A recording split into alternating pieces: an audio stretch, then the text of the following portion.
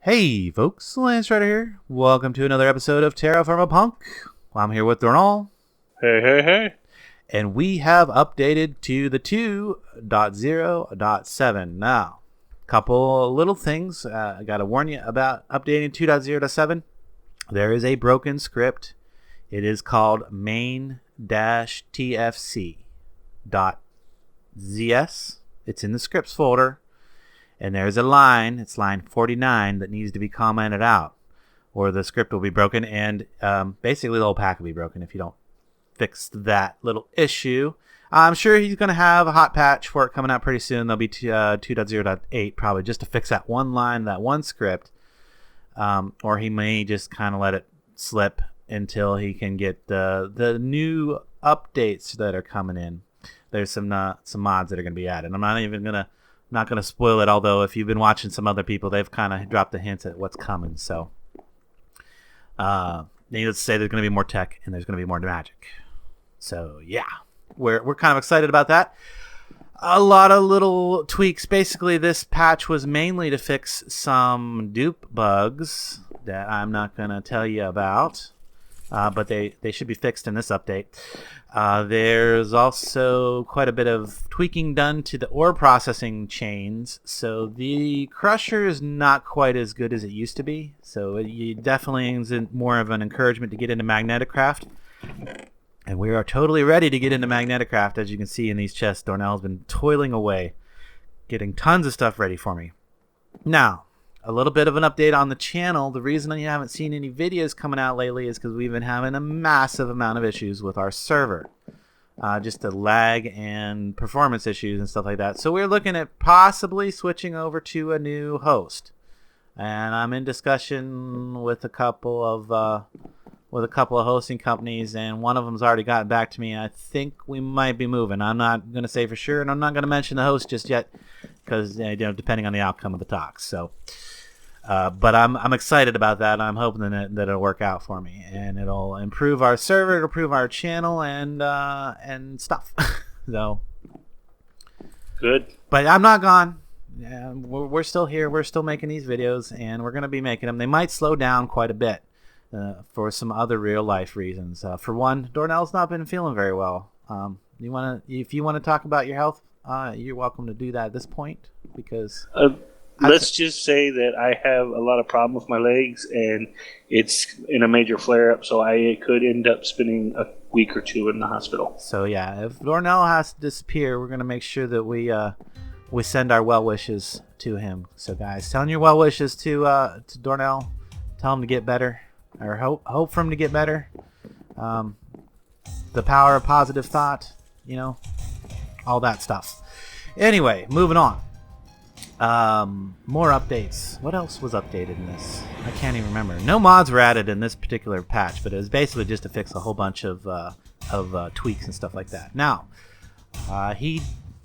One Wolf did increase the damage on the guns. He did increase them from his values. Unfortunately, I didn't find that they were nearly enough, so I jacked them back up to our values. So now guns are still useful for us. If you're wondering, we got 10,000 on base damage of our guns, so it's on the normal bullets. I think it was 8,000, but anyway, it's a lot. It's a lot, and it still seems like they're just about usable at that point. So, that's my 2 cents on the guns thing. Let's talk about trains, because this is basically the major thing I just want to go over with you guys today, because I've been working pretty hard to get this train station functional the way I envisioned it. And Dornell's come in and helped me sort out the last couple little problems I was having. And we basically put these test loops to basically make sure that the train, because we didn't want the train going like crazy far away while we're trying to test this function. So they got these 2 test loops on here. Let's see if I can't walk through all of this. First of all, I added this button right here. This is a call button. Basically, you push this button, it'll send a train out. It's not a fast process because the trains, when they're sitting in the train yard, are powered down. They have to heat up before they actually can do anything. So one of the things I might need to add to this button later is some kind of a timer, so that you can only push it like once every 5 minutes or so. Probably something like a hopper timer, but I didn't have time to figure that one out today. So for now, it just pushes this piston down, which powers this redstone trail. There's a repeater there. This redstone trail continues down this way. I'm gonna try to explain all the little bits and pieces of this as the best I can. Hopefully you'll be able to put it together in your mind at the end how this all works. So that comes down here, and right on the other side of this that piece of quartz cobble is a torch that's lighting up this. So when you push the button, it actually turns this string of redstone off for a moment. Now, that string of redstone powers these 4 repeaters, 1, 2, 3, 4 repeaters, which are turning off that redstone torch that is directly underneath the holding track for each of the trains. So there's 4 holding tracks, there's 4 stations here, 4 refueling stations. This is actually a 5 train depot because it can hold a 5th train right there, but it can only keep 4 of them fueled and ready to go, which is fine because as soon as one pulls out, that 5th one is going to be allowed to move into a position and get refueled as well. So Dornall, you gotta have to let me know if I'm not making any sense, okay? It sounds like you're making perfect sense right now. Okay, good. Just keep me making sense and we'll be good. So this one right here is actually a little bit backwards from the rest because it has to be powered at all times because I want the trains to go past this unless all of the slots are full. So you can see that it has got a torch underneath it. And when I want a train to stop at this track is when this 4th slot is full. So if this 4th slot is full, if there's a train sitting here, so we're gonna have 2 trains sitting here, one for us, one for me, one for Dornall. Then we're also gonna have 2 slots for anybody that wants to come visit. If they're coming to the market or whatever. There's a few other people on the server, so it's a possibility that 2 or even 3 people could show up at the same time. So that's why I made about a 5-slot train yard. So when there's a train sitting here, that's going to activate this detector rail because there'll be a cart sitting on top of the detector rail, which will make it go off, which will power this redstone down below, turning off of this track right here, causing the next train to hit it to be locked down. So if there's a train there, the next train's going to stop here. Right? But if there's no train here, that train will pull in to there. Now, if there's no train in the 3rd slot, now this gets a little more complicated here. See if I can explain it. So there's also, each one of these is the same setup. Detector track. That track is, what is that one called? I forget what that one's called. Dornall made me a ton of tracks. I don't know when he had time, but he doesn't go anywhere, do anything, can't get out of the house, so he had time to make all these rails. Look at all this, look at all these rails. He made me a full chest of regular track and a full chest of high speed tracks, so we're going to be able to run spurs out to all of our locations now. So Speaking of which, we need more gold. Used it all, basically used it all up, I'm sure. Yeah. Well, you know what, that's more motivation to get into the MagnetiCraft because MagnetiCraft can actually get us some gold from our copper deposits. Oh, nice. Isn't that nice? Yes. I'll be happy about that. But that's again for the next episode or a future episode. There's so many things that we still have to do. I've got so much ready to go, but I've been having issues with the server, and I've been doing things in real life. I've been getting out of the house, which is really nice. I've been feeling a lot better emotionally. So, cheers for that. But it does mean that you might not see as many Minecraft videos. You might see other videos coming, but that's another story. So let's get back to talking about this train because I've gotten distracted. Detector track.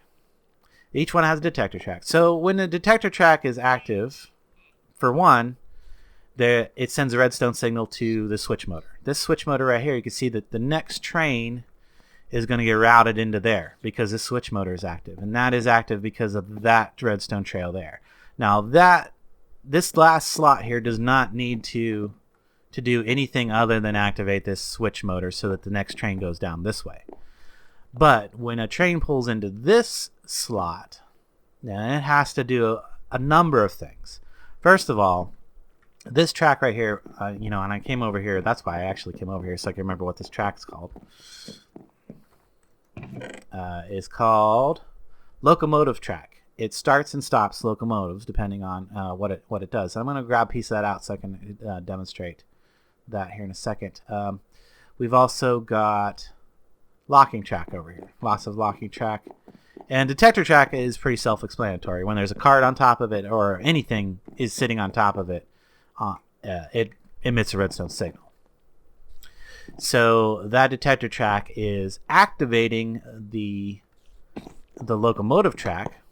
The locomotive track. So right there, that would turn a locomotive on. That would put it into idle. And that is going to turn it off. And it will only do those things when it is powered by redstone. So what happens is as the train pulls into its slot, it activates this detector track, which turns on the locomotive track, which shuts down, puts the steam locomotive in shutdown mode, but it has enough momentum to carry it on to the lockdown track, which is right here. Now, there's several modes of the lockdown track, and let me see if I can't explain those. So when you first put it down, that's default. That's just standard lockdown. That would lock down a single cart efficiently. Then you can switch it to train lockdown.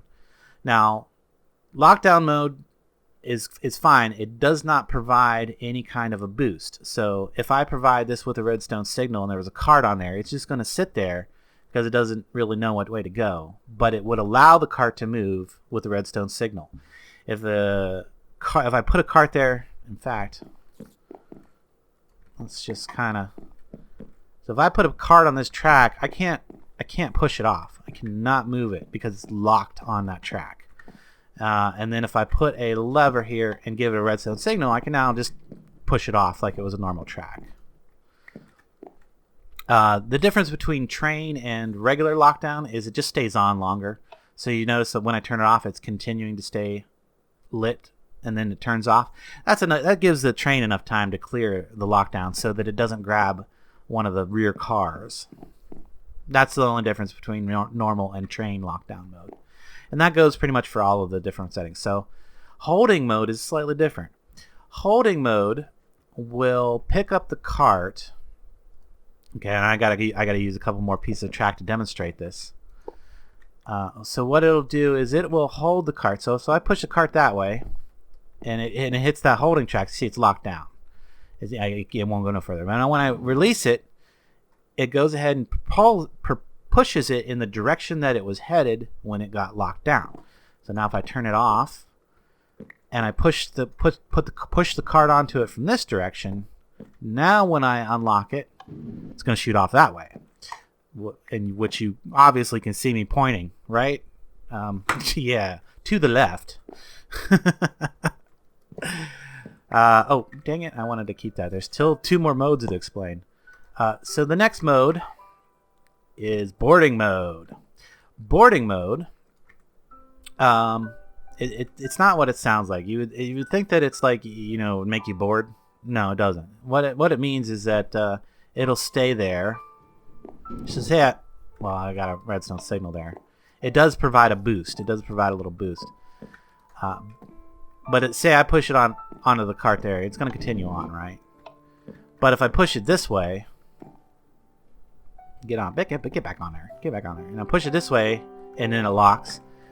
When I provide the redstone signal again, it's still going to go in the direction of the arrow. So every time this gets a little redstone signal, it pushes the cart in the direction of the arrow. And again, with normal mode, it only lasts a moment, and with train mode, it stays on a little bit longer and boosts for a little bit longer. That's all the difference there. So yeah. So there's the three modes of the locking track explained. Hopefully that all makes sense. So that was kind of confusing to me at first. I'm like, well, what's the difference between holding and lockdown? And yeah, so that's the difference. Let's put our cart back down here. Dornall, what have I not thoroughly explained here? Because I feel like I haven't thoroughly explained something. Yeah, you've explained everything. Did I? Okay. No, I didn't. No, I didn't explain. I didn't explain how this works. The redstone repeater locks. Oh. So I don't know if you guys. I explained how the redstone repeater. When you put a redstone repeater into the side of another redstone repeater and you power the one on the side. I need a second train. I don't even have. You know what? I can just take the cart and make the cart pretend to be a train. That'll work. So, say there's a train here. Oh, wait, no. It doesn't. Say there's a train here and there's a cart sitting back here for that train. There we go. There you go. First of all, you heard the switch motor activate. So, now this switch motor is active because this is sending a redstone signal back to the switch motor. You can see it goes right underneath there. It goes underneath. And these are kind of nice because they don't have to. You don't have to. I'm going to show you. Whoops. That's okay. You need to get down in there anyway. Why can't I pick that stuff up? Oh, I'm having one of them lag spikes. And there is one of the reasons we want to change servers. There's the main reason we need to change server. So yeah, you can see that the redstone signal just runs to there and stops, and then it actually propagates up through to the switch motor, no problem. The lockdown tracks are not as easy to activate with the redstone. That's why I had to use the torches underneath them. That was the only way that I could get them to activate. So I couldn't just run a redstone signal underneath it. It didn't work. So I had to put those torches. I had to use and use the repeaters, which is I needed to use the repeaters anyway because I wanted to lock out. But now, since there's an imaginary train sitting here, this repeater right here is active, and you can see that there's a little bar on the next repeater down. So even if I remove power to that repeater, I'm just temporarily removing it by breaking that piece of redstone signal. Remember, that's what happens when I push the button. This redstone turns off. But since this repeater is on, that repeater is locked in the on position. So it's not going to release that train if there's a train sitting here. And the same goes for this one. And this one is basically the same three circuits. That circuit is repeated 3 times to accomplish no collisions. Basically, that was what I was going for without, trying not to send more than one train at a time. So if I come over here and push the button, which I should have you push the button so they can see what happens. I'll go push one. Please, thank you. What is going to happen is, I'm watching. What is going to happen is that is going to light up, and if there was a train there, it would get pushed forward across that locomotive. Yeah, it was very brief. It was very quick. But this one should be in train mode. Is it not in train mode? Train boarding mode. Lockdown. I think it was not in train boarding mode. Boarding mode? Boarding mode. Train boarding mode. No, it was. There's an extra little arrow in the front. I don't know. It didn't seem like it turned on very long. But anyway, that's regardless. Let me break this one, and then go ahead and push. Oh, you're sleeping? Somebody's sleeping? Doc is sleeping. Cool. Thank you, Doc. Can you sleep so you get to 50%? I did add the Morpheus. Oh, you added Morpheus. I added Morpheus. I finally added Morpheus. And then he left his bed. Okay. And I can't get to my sleeping bag because it's in my thing right now. So there we go. Now it's morning. And I didn't even have to sleep. Isn't that nice, guys? That was wonderful. I like that. What was I saying? Oh, yeah. Now that there's no train in this position, go ahead and push a button and we'll see what happens.